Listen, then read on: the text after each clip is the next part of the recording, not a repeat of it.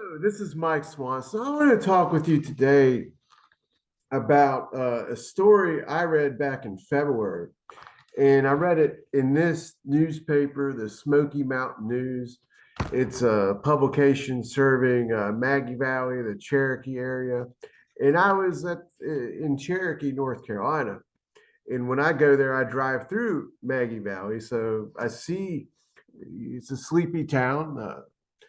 Full of old hotels and motels and some newer ones and restaurants. It's a tourist area in the mountains of North Carolina.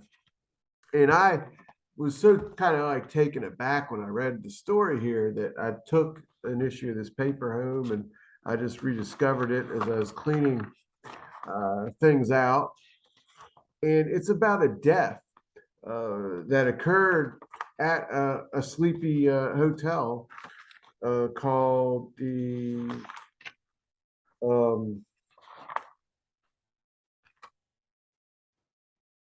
the Our Place Inn, and it's the community. Their reaction to the death is what just I was like, wow, this is really kind of crazy.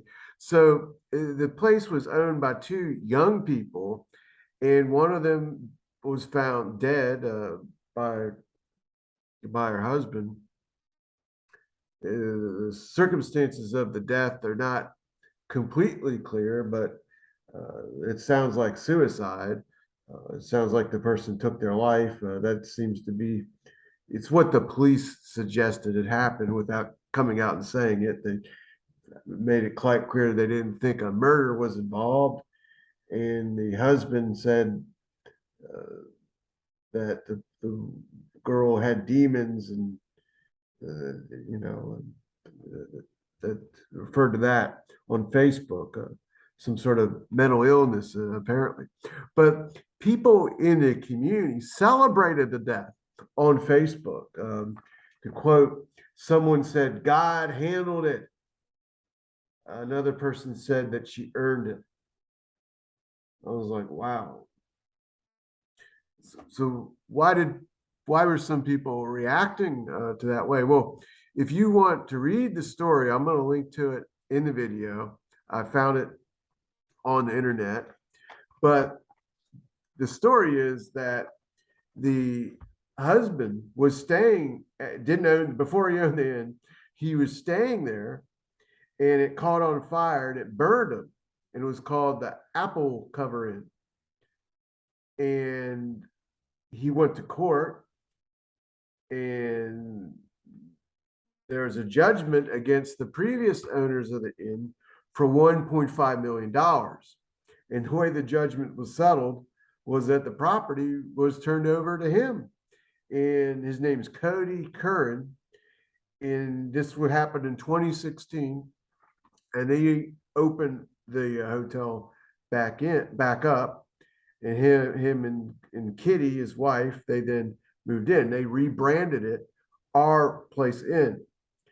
But in 2019, they did something that angered the community, and that is that they opened up a little free pantry on the property, free food, and they started to hand this out to anyone who wanted it. A walk-in shed pantry, non-perishables like rice, pasta, some fresh vegetables. And the neighbors didn't like the type of people that were coming there. They complained to the town government, and officials, said, "Look, you don't have an ordinance to be doing this." And changes were made. Now they argued that, look, I'm paraphrasing, Kitty, the girl in the picture that died, at the time she said, look, this is a small town, and it is because it's a vacation town. There's a big wealth gap.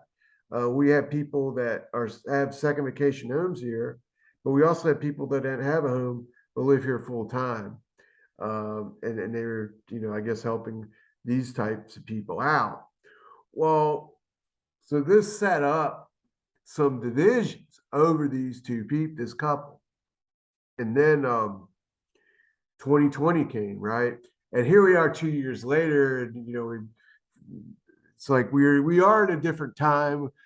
Different things are happening now. We have different things to be concerned about. Inflation is a big concern, but back then, the shutdowns, the stress over that, and that summer, all the protests that were going on with the Black Lives Matter movement. Well, protesters came to this town. It says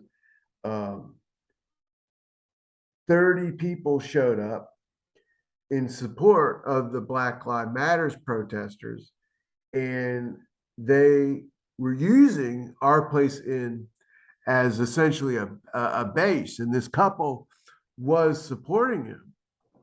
Well, that incurred a lot of anger in counter demonstrators organized against them.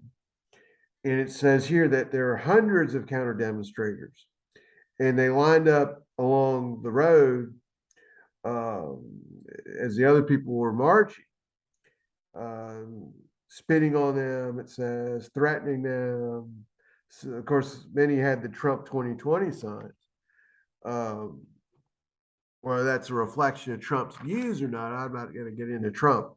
But anyway, the police, this is a tough situation, and the police had to call backup from other towns to come in. Nothing, real violent happened, but there was a town hall meeting, and it was clogged up. The parking lot completely full. People were demanding something be done to stop these Black Lives Matter people. In the reaction to them, and threats were made on social media and so forth. Now, the couple, I would say, sort of escalated things a bit. They put a sign up on their property that said this: ACAB, the barrel is rotten, and that refers to all cops are a bad word. And she was quoted as saying, "Do I believe that every single individual cop as a person is a blank? I don't believe in judging individuals themselves. They might be perfectly fine, but once they put on that uniform, they're not just an individual. They're representative of a system that is faulty." Well, that type of rhetoric in the sign, angered more people. So a lot of the other businesses put signs up like this: "We back the blue." And if you drive through this area, which I did in February, and I go there a couple times a year, you still will see these signs. Well, so time goes on, this sort of situation dies down, but the feelings of the anger, the disagreements, is why when the girl dies, there's so much celebration about her death. Yeah, I just read this and just like, man, can't people just get along in a certain sense, But it's also like, this is how people are acting in the age of the internet and social media. They get caught up in memes on both sides, and then want to, them. What's the way to put it? Their identity is wrapped up in these symbols that they want to march for and against. And I'm talking about both groups of people here.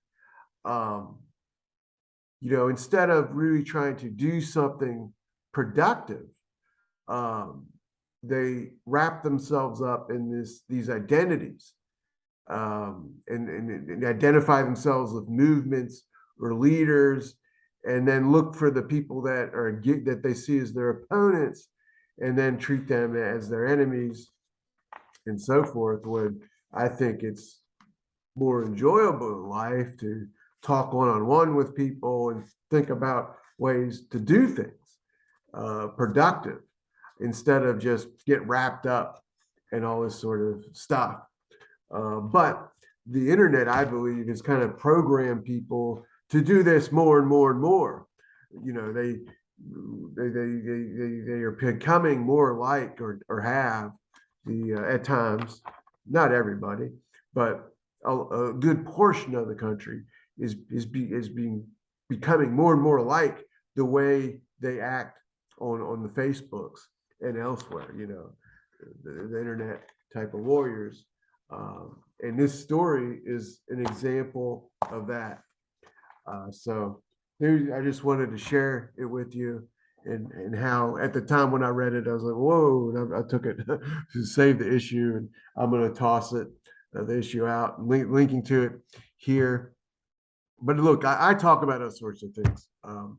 Talk about real estate. I talk about the stock market. I do talk about news that's going on, the economy. And so this is a little bit of a divergence, but if you want to hear more about stories like this that I'm reading, hit the like button. I know to do more like that. And if you're completely new to my videos, hit the subscribe button and then hit the bell next to it. And YouTube will send you an alert as soon as the next video is up.